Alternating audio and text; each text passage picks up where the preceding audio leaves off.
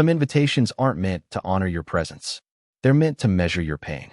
The ballroom shimmered like a diamond under the chandeliers of the Fairmont Grand in downtown Chicago, every crystal reflecting gold light across rows of white orchids and champagne towers stacked nearly 6 feet high. Waiters in black tuxedos floated silently between guests carrying silver trays filled with sparkling rose, while a string quartet played near the marble staircase. Ethan Brooks stood in the center of it all with one hand in his pocket and the other wrapped around a glass of whiskey that cost more than Vanessa used to spend on groceries in a week. Laughter followed him everywhere tonight. It always did now.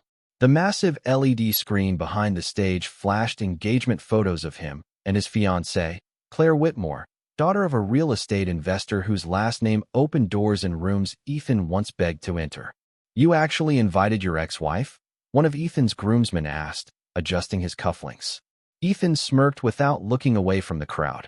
"Of course I did," he replied. "I wanted her to see what winning looks like."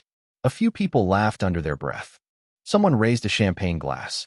Ethan took a slow sip of whiskey, as if the sentence deserved celebration. Then, almost casually, he pulled out his phone and started a live stream for his followers. "Big night," he announced with a grin polished by years of pretending confidence was the same thing as happiness. "Even my ex-wife is coming tonight. Guess everybody wants one last look before the upgrade becomes official." The people around him chuckled louder this time. Claire leaned against his shoulder with a practiced smile, her diamond ring catching the ballroom lights like a camera flash. Comments flooded the live stream instantly. Some strangers laughed. Others asked questions about Vanessa. Ethan read a few out loud, enjoying the attention more than the answers. Nearly 12 miles away, in a quiet apartment above a small coffee shop on the south side, Vanessa Carter sat alone at a wooden kitchen table with her phone resting beside an unpaid electric bill and 2 school permission slips waiting for signatures. The apartment smelled faintly of vanilla coffee beans and laundry detergent. Outside the window, rain slid slowly down the glass while traffic lights painted red reflections across the wet street below. She watched the live stream without expression. Ethan's laughter crackled through the tiny speaker. So did everyone else's. Vanessa didn't react when he said her name. She didn't react when Claire smiled at the camera like she had already erased the woman Ethan used to love. She only lowered her eyes toward the cream-colored wedding invitation resting beside her hand. The edges had already softened from how many times she had unfolded it. "You should come," Ethan had written beneath the printed details in dark blue ink. "Closure matters." Vanessa stared at the sentence for a long moment before locking her phone screen. Silence filled the apartment again. Somewhere in the next room, a child laughed in their sleep. Soft, innocent, unaware. Vanessa slowly folded the invitation in half one more time and placed it carefully back into the envelope. Then she looked toward the dark hallway leading to the bedrooms and whispered for words almost too quietly to hear. "He has no idea." Rain had always sounded louder after heartbreak. Vanessa stood beneath the flickering bus stop light with one hand wrapped around the strap of her duffel bag, while cold October rain soaked through the sleeves of her gray coat. Chicago traffic hissed across the wet street in blurred streaks of white and red. And somewhere behind her, a train horn echoed through the night like something leaving for good. 3 years earlier, Ethan used to kiss her forehead every morning before work. Back when they lived in a one-bedroom apartment with cracked kitchen tiles and a heater that rattled loud enough to wake the neighbors. Back when he still laughed with her instead of at her. Vanessa remembered those nights clearly. 2 paper cups of instant noodles on the coffee table. Old movies playing on a thrift store television. Ethan lying across the couch with his head in her lap while she read business textbooks under the dim yellow lamp because one of them had to believe the future would get better. She worked double shifts at a diner near Lakeshore Drive, while Ethan chased promotions in tailored suits he could not afford yet. Every dollar she saved disappeared into his ambitions. She paid for certification classes, networking dinners, gas money, rent when commissions fell short. She believed sacrifice was what love looked like when 2 people were building a life together. But success changed Ethan slowly, then all at once. It started with little things. Correcting how she spoke at work events. Telling her certain dresses looked cheap. Asking her not to mention she worked weekends because it sounded small. Vanessa still remembered the first time he introduced her as just Vanessa instead of his wife. The sentence barely lasted 2 seconds, but somehow it felt longer than their entire marriage. Then came Claire Whitmore. Blonde hair, family money. The kind of woman whose last name made restaurant managers rush to pull out chairs. Ethan started staying late at the office. More business trips. More silence at dinner. More nights staring at his phone with the brightness turned low. Vanessa never screamed. Never accused him. She simply watched him drift farther away while pretending the distance was temporary. Until one night, he finally said the words out loud. "I cannot keep living like this." Ethan muttered while stuffing shirts into a suitcase without folding them. Rain hammered against the apartment windows that evening too. Funny how storms always arrive before endings. Vanessa stood frozen beside the kitchen counter, her fingers tightening around a mug of untouched tea. "Living like what?" she asked quietly. Ethan exhaled hard like the question annoyed him. "Small. Broke. Stuck." The apartment fell silent except for the zipper of his suitcase closing. Vanessa looked at the wedding photo hanging near the hallway. They looked so young in it. So certain. "Claire understands the life I want," he continued. "You never did." Vanessa lowered her eyes before he could see them shine. Not because she was weak. Because some pain deserved privacy. Ethan grabbed his car keys from the counter. "You are a good person, Vanessa," he said, almost casually. "But you were never going to fit into the future I see for myself." Then he left. Just like that. No shouting. No slammed doors. Only the sound of footsteps fading down the hallway and the elevator closing somewhere below. Vanessa remained motionless for nearly a minute before finally sitting at the edge of the couch. The room still smelled like his cologne and rainwater. Outside, headlights slid across the ceiling in pale streaks. She slowly placed one trembling hand against her stomach, closed her eyes, and whispered words Ethan would never hear. "You already left your children behind." The first time Vanessa heard both heartbeats, she cried alone in the parking garage of Mercy Hospital. Snow drifted sideways through the open concrete levels while distant ambulance sirens echoed across the freezing Chicago night. But inside her old Honda Civic, the world had narrowed to two tiny sounds coming from a black and white ultrasound print resting in her trembling hands. Two babies. Two lives. Two pieces of a future Ethan had already walked away from without even knowing they existed. Vanessa leaned back against the driver's seat and closed her eyes as tears rolled silently down her cheeks. Not dramatic tears. Not angry tears. Just the quiet kind that appear when life changes direction faster than the heart can follow. The doctor had smiled gently during the appointment earlier that afternoon. "You are going to need support," she had said carefully. Vanessa almost laughed at the word. Support. Ethan used to promise he would always be there before success became more important than loyalty. Before expensive suits replaced honesty. Before another woman's last name became his shortcut into rooms he thought mattered more than home. Vanessa never called him after the appointment. She picked up her phone at least 6 times that night, staring at his contact photo glowing against the dark screen, but each time she lowered it again. She already knew how the conversation would sound. Ethan would apologize first, then explain, then rationalize.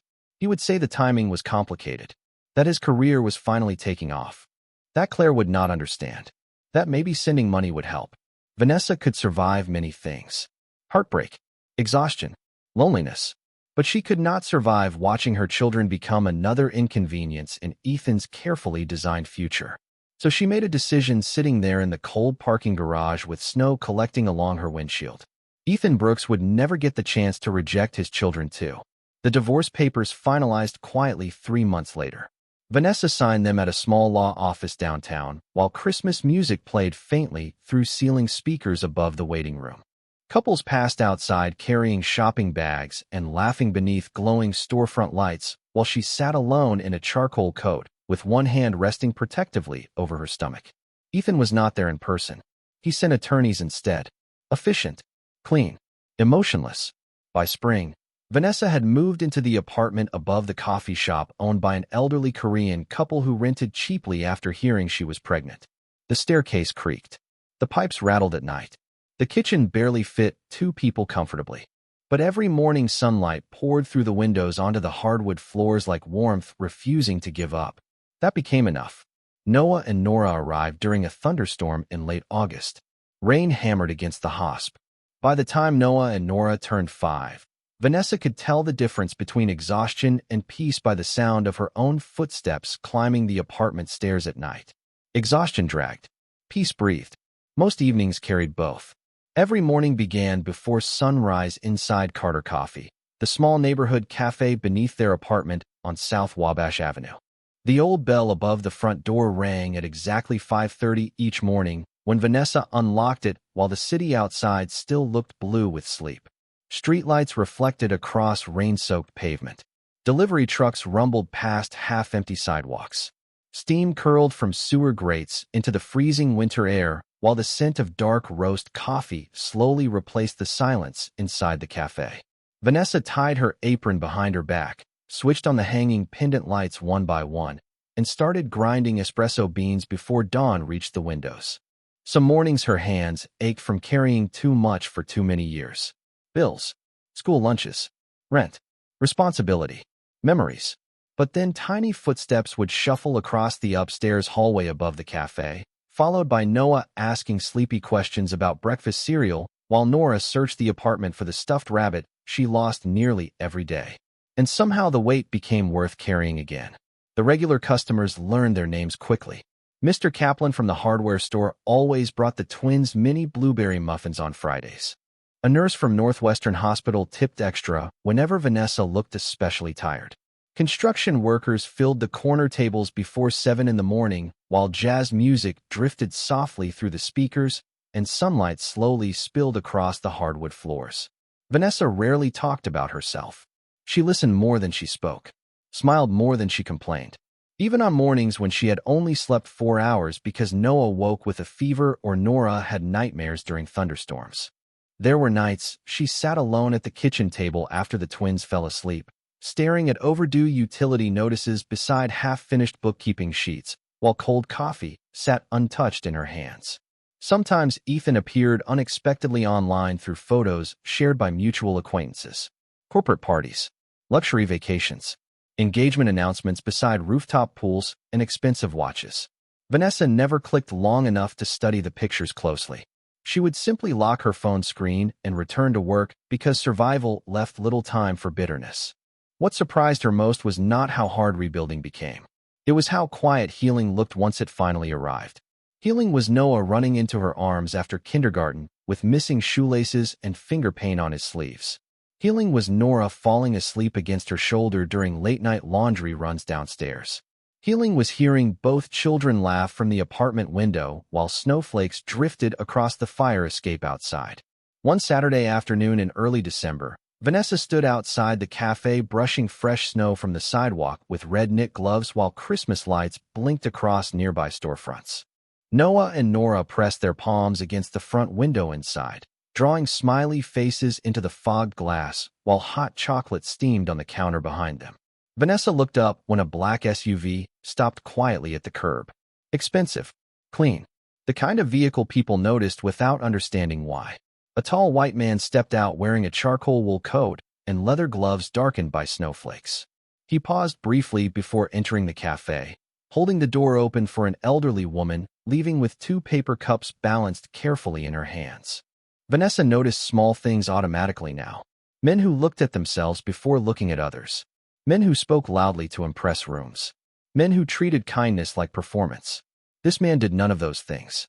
He simply stepped inside, removed his gloves slowly, and glanced toward the pastry case, while soft piano music played overhead. Noah accidentally crashed into him 2 seconds later while running toward the restroom. Vanessa's heart jumped instantly.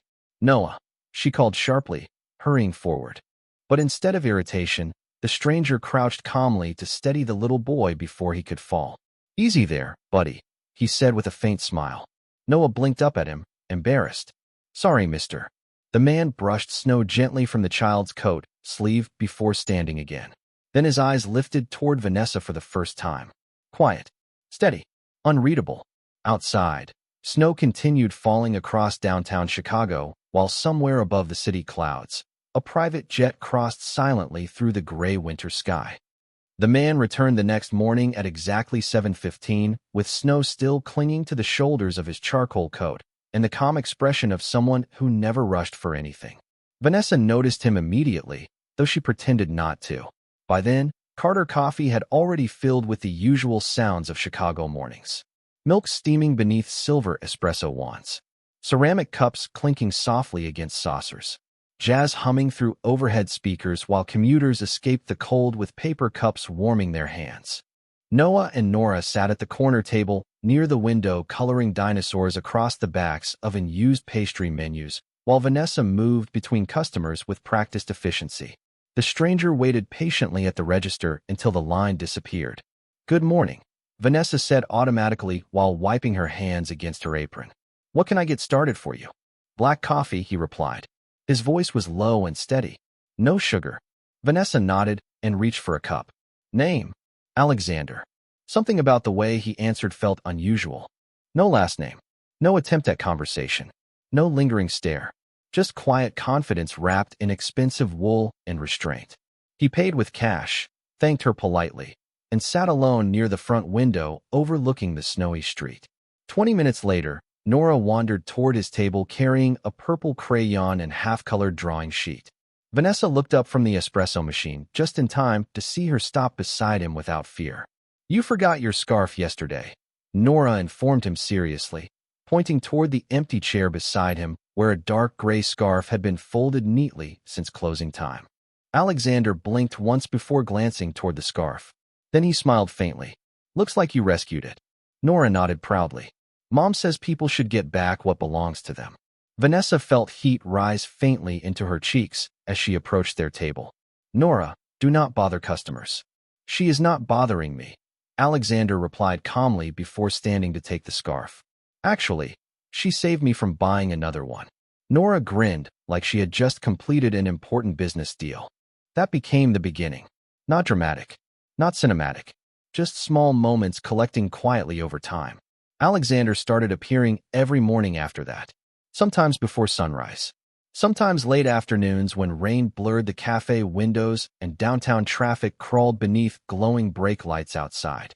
He never demanded attention, never asked personal questions. Yet somehow the twins drifted toward him naturally. Noah showed him toy airplanes during slow afternoons. Nora insisted he judge her hot chocolate art designs made from whipped cream and cinnamon. Alexander listened to both children with complete attention, something Vanessa noticed immediately because most adults pretended to listen while waiting for children to stop talking. One evening, the espresso machine broke during the middle of a rush. Steam hissed violently from the side panel while frustrated customers checked watches and muttered beneath their breath.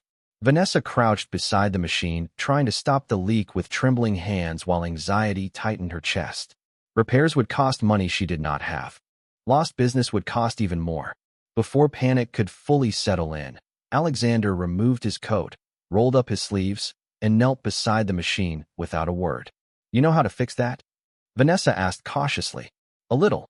20 minutes later, the machine roared back to life. Customers applauded lightly while coffee filled the air once more. Vanessa stared at him in disbelief. "You repair espresso machines now?" she asked. Alexander wiped his hands with a towel before answering. "I grew up around people who fix things instead of replacing them." Then he returned quietly to his table like nothing extraordinary had happened. Vanessa watched him differently after that. Not because of wealth. She still knew almost nothing about him. But because for the first time in years, a man had entered her life without trying to make her feel smaller. Late one snowy evening after closing, Vanessa locked the cafe doors while Noah slept against her shoulder and Nora yawned beside the pastry counter. Alexander stood near the entrance pulling on leather gloves. "You should not carry everything alone," he said softly. Vanessa looked at him carefully beneath the dim pendant lights.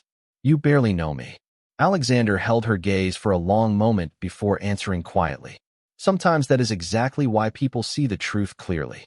Upstairs, church bells echoed faintly through the freezing Chicago night while outside. Snow continued falling over a city that had no idea how quickly Vanessa Carter's life was beginning to change.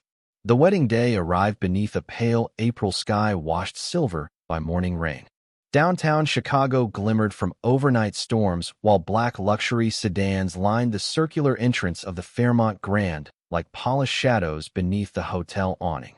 Inside the ballroom, Florists adjusted white roses beneath crystal chandeliers, while photographers tested camera flashes against marble walls worth more than the apartment Vanessa once shared with Ethan. Guests drifted through the lobby carrying designer handbags and champagne glasses, their voices blending into the low hum of wealth, trying very hard to be noticed. Upstairs in the presidential suite, Ethan Brooks stood before a floor-length mirror while a stylist adjusted the cuffs of his custom tuxedo. "You nervous?" one of his groomsmen asked with a grin. Ethan smirked faintly. "About marriage?" "No." Then he glanced toward his phone lying on the marble counter beside an untouched glass of bourbon. Vanessa had not responded to the invitation. Not once. That silence bothered him more than he expected. He told himself it was curiosity, maybe ego. But somewhere beneath the expensive cologne and polished confidence lived something harder to ignore. He wanted to see her reaction, wanted proof that leaving had been the right decision, wanted to stand in front of the woman who once shared his smallest apartment and show her how large his life had become without her. Downstairs, guests gathered near the ballroom entrance whispering about celebrity investors attending the wedding reception later that evening. A financial magazine had recently named Ethan one of Chicago's fastest-rising executives after his company secured a billion-dollar merger deal. Cameras waited outside. Influencers posted videos beneath gold-trimmed ceilings. Everything about the day felt curated for admiration. At exactly 4:20 in the afternoon, a black SUV carrying Claire's family arrived beneath the hotel awning while photographers rushed forward through light rain, holding expensive camera equipment beneath clear umbrellas. But several miles away, at Chicago Executive Airport, another arrival quietly shifted the direction of the entire evening. Ground crew members moved quickly across the wet runway as a sleek white Gulfstream jet descended through low gray clouds before touching the tarmac with smooth precision. Rainwater sprayed softly beneath the wheels while airport staff exchanged surprised glances toward the aircraft tail number. One employee immediately straightened his posture and spoke quietly into a headset. Near the private terminal entrance, luxury vehicles waited with engines running beneath the drizzle. The jet door opened slowly. Two small children appeared first. Noah stepped carefully onto the stairs wearing a navy blue coat with his hands tucked into the pockets exactly the way Alexander did whenever he thought too hard. Nora followed beside him in a cream-colored dress beneath a tiny wool coat, clutching a stuffed rabbit under one arm while the wind lifted loose curls around her face. The twins paused together near the bottom step as rain tapped softly against the pavement around them. Then Vanessa emerged behind them. Conversations near the terminal entrance seemed to stop all at once. She wore a fitted pearl-white dress beneath a long camel coat that moved elegantly in the wind without trying too hard to impress anyone. Diamond earrings caught faint light beneath the gray sky, while polished heels clicked softly against the wet concrete. But the most striking thing about Vanessa was not the clothing. It was the calm, the kind that only appears after years of surviving disappointment without allowing it to harden the soul. She no longer looked like the woman Ethan abandoned beneath October rain, carrying heartbreak and secrets. She looked untouchable now. Finally, Alexander Hale stepped from the jet last. Dark overcoat, black gloves, quiet expression, no entourage surrounding him, no dramatic display. Yet the moment airport staff noticed him, their posture changed instantly. One attendant hurried forward. Another lowered his head respectfully before opening the rear door of the waiting SUV. Vanessa glanced toward Alexander briefly as Noah reached for his hand. The movement happened naturally, like muscle memory already built through years of trust instead of words. Alexander squeezed the boy's hand gently before helping Nora into the vehicle beside him. Across the city, chandeliers sparkled above Ethan's wedding ballroom while guests laughed over champagne and violin music. None of them knew the evening they expected was already disappearing. Because somewhere beyond the rain-covered skyline, the woman Ethan once called too small for his future was quietly arriving with a life so extraordinary it no longer needed his approval to shine. The ballroom doors opened precisely at 6:05 in the evening, just as the string quartet shifted into a slower arrangement of classical music beneath the crystal chandeliers. Conversations floated softly through the Fairmont Grand, while champagne glasses shimmered beneath warm golden light, and servers moved between tables carrying silver trays lined with smoked salmon and miniature desserts decorated in edible gold leaf. Ethan stood near the center of the reception hall, greeting investors and executives with the polished confidence he had spent years building. Claire remained beside him in a custom ivory gown worth more than Vanessa once earned in 6 months, smiling carefully for cameras while photographers captured every handshake and every toast. Then the room changed. It happened quietly at first, heads turning near the entrance, conversations pausing mid-sentence. One violinist briefly lowering her bow after noticing movement near the ballroom doors. Ethan glanced toward the entrance automatically, expecting another executive or perhaps one of Claire's distant relatives arriving late from New York. Instead, he saw Noah step inside holding Nora's hand. The twins paused beneath the chandelier light, wearing matching navy formal outfits that made them look impossibly elegant for children their age. Nora clutched her stuffed rabbit beneath one arm, while Noah scanned the enormous ballroom with wide, curious eyes. Guests immediately softened at the sight of them. Several women smiled. Someone whispered how adorable they were. But Ethan did not smile. His expression changed too quickly for anyone except Claire to notice. Because the little boy standing beneath the ballroom lights had his eyes. Not similar eyes. Not vaguely familiar eyes. Ethan's eyes. The exact same shape. The exact same deep brown surrounded by the same thoughtful stillness Ethan saw every morning in his own reflection. For one strange second, the ballroom noise seemed to disappear entirely. Then Vanessa entered behind them. Her camel coat rested elegantly across her shoulders while soft pearl fabric shimmered beneath the chandelier light with every measured step she took across the marble floor. She did not rush, did not search the room nervously, did not arrive carrying the embarrassment Ethan expected to witness. Instead, Vanessa moved with the calm certainty of someone who had already survived worse than judgment. Guests instinctively stepped aside without understanding why. Even Claire straightened slightly beside Ethan as Vanessa approached the reception area with quiet grace untouched by the wealth surrounding them. Ethan stared at her speechless. This was not the woman he remembered leaving behind in that tiny apartment years ago. That Vanessa used to apologize for taking up space. This woman looked like she belonged in every room she entered. Noah glanced back toward Vanessa before gently reaching for her hand.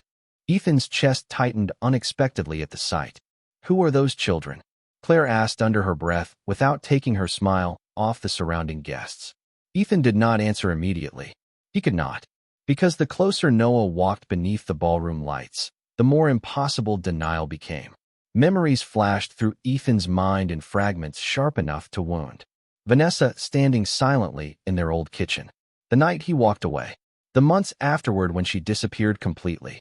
No calls. No arguments. No desperate attempts to hold on to him. At the time, Ethan considered her silence pride.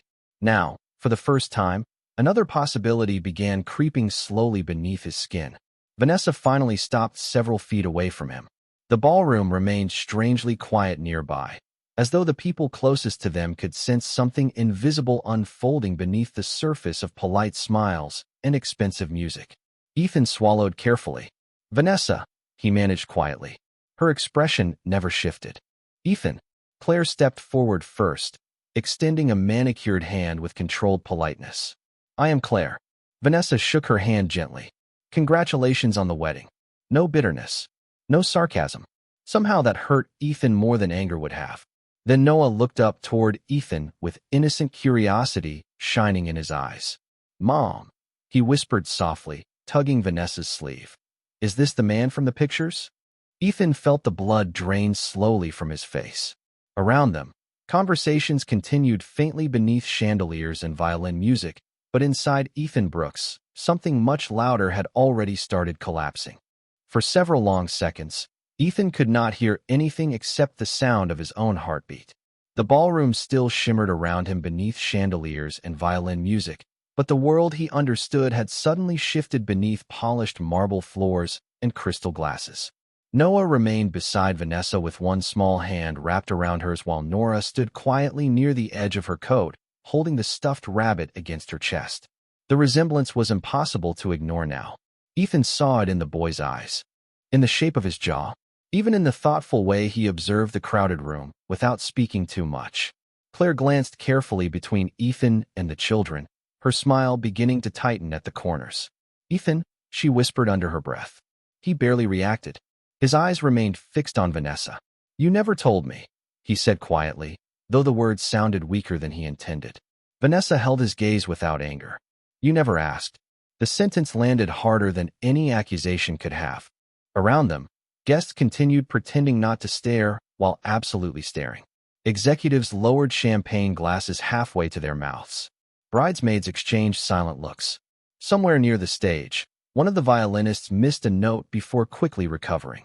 Ethan opened his mouth again, but before another word could leave him, movement near the ballroom entrance shifted everyone's attention. Several hotel staff members suddenly straightened their posture at once. A man in a dark tailored suit hurried across the marble floor holding a tablet against his chest, while two security personnel quietly followed several steps behind him.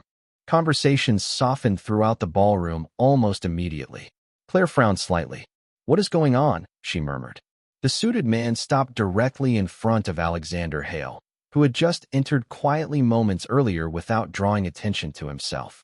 Ethan had barely noticed him at first. Just another well-dressed guest standing near Vanessa and the twins. But now the atmosphere around the room changed entirely. "Mr. Hale," the suited man said respectfully, lowering his voice. "The board members from New York arrived earlier than expected. They are waiting upstairs in the executive lounge whenever you are ready." Silence spread outward through the nearest tables like a ripple across still water. Ethan stared at Alexander carefully for the first time that evening. Recognition hit slowly at first. Then all at once.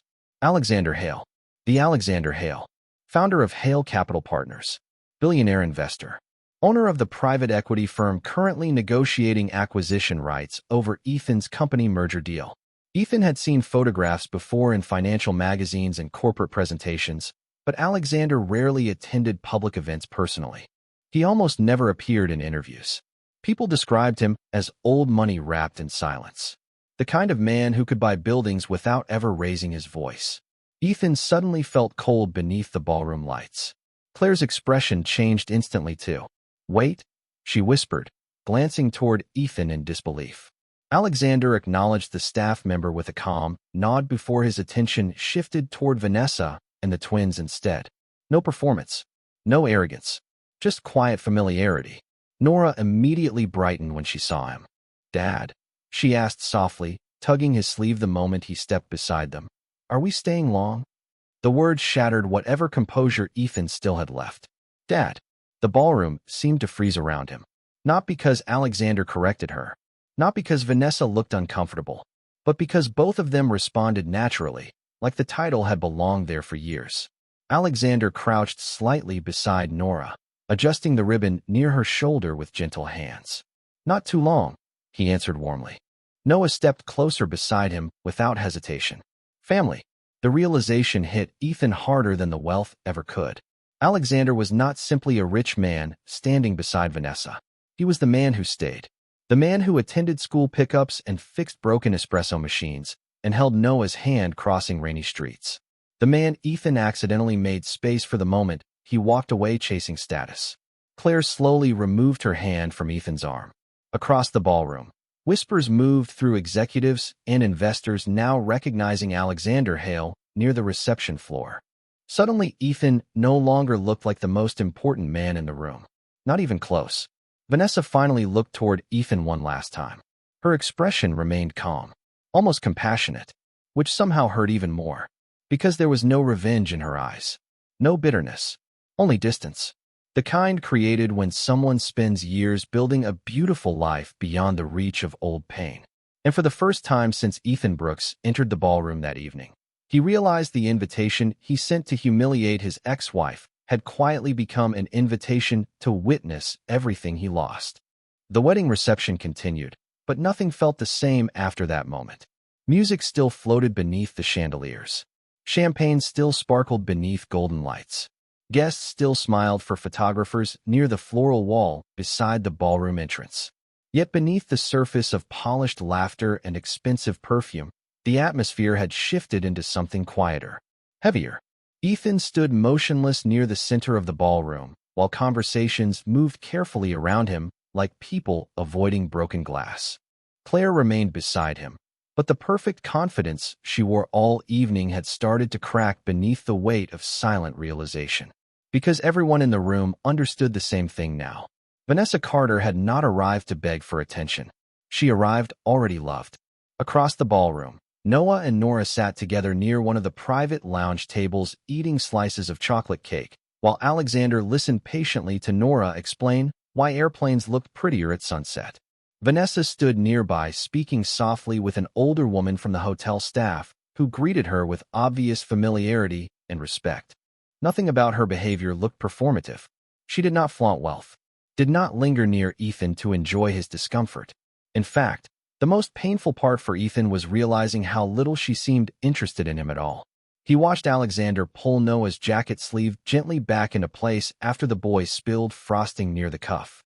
Watched Vanessa smile faintly while Nora climbed into her lap. Small moments. Domestic moments. The kind Ethan once believed would slow him down. Now those moments looked like something far more valuable than every luxury surrounding the ballroom tonight. Claire finally turned toward him fully. "You never told me she had children," she said quietly. Ethan swallowed hard before answering. "I did not know." Claire stared at him for several long seconds, studying his face carefully as if searching for the version of him she thought she married. "How do you not know something like that?" she whispered.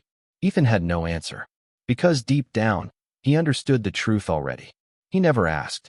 He had been too busy chasing bigger offices, richer circles, louder validation. Somewhere along the way, ambition stopped being about building a future and became about outrunning the fear of feeling small again. And now the woman he once abandoned for not fitting his future had quietly built one beautiful enough to make his success feel empty. Near the ballroom windows, evening rain had finally stopped. The Chicago skyline shimmered against the dark glass while city lights reflected across wet streets below like scattered gold. Alexander approached Vanessa slowly after finishing a quiet phone call with executives upstairs. "The car is ready whenever you are," he said softly. Vanessa nodded once. No dramatic speeches. No final confrontation. She simply rose from her chair and smoothed the fabric of her pearl dress, while Noah reached automatically for Alexander's hand and Nora leaned sleepily against Vanessa's shoulder. Family. Real family. Not because of blood. Because of presence. Ethan watched them begin moving toward the ballroom exit together. Something inside him panicked suddenly. "Vanessa," he called out before thinking. She paused near the doorway, but did not immediately turn around. Ethan walked toward her slowly beneath the chandelier light, while nearby guests pretended not to notice. When Vanessa finally faced him again, her expression remained calm, untouched. Ethan opened his mouth twice before finding words strong enough to survive the silence between them. "I was wrong," he admitted quietly. Vanessa studied him for a moment that felt painfully honest. Then her eyes drifted briefly toward Noah and Nora waiting beside Alexander. "No," she answered softly. "You were honest about who you were. I was just too in love to see it." The sentence did not sound cruel. That made it worse. Ethan lowered his eyes for the first time all evening. Somewhere behind him, champagne glasses clinked and wedding music continued trying to rescue a celebration already hollowed out by regret. Vanessa stepped toward the exit without another word. Alexander opened the ballroom doors for her, while cool night air drifted softly inside, carrying the scent of rain across the marble floor. Outside, black vehicles waited beneath glowing hotel lights as downtown Chicago shimmered beneath the clearing sky. Noah climbed into the SUV beside Nora while Alexander held the door for Vanessa last. Just before entering, she glanced once toward the skyline stretching beyond the city streets that once witnessed her heartbreak years ago. Then she smiled faintly to herself and disappeared into the warmth waiting inside the vehicle. Far above the city, a private jet prepared quietly for departure, while Ethan Brooks remained standing alone beneath crystal chandeliers, finally understanding the difference between winning attention and losing everything that truly mattered.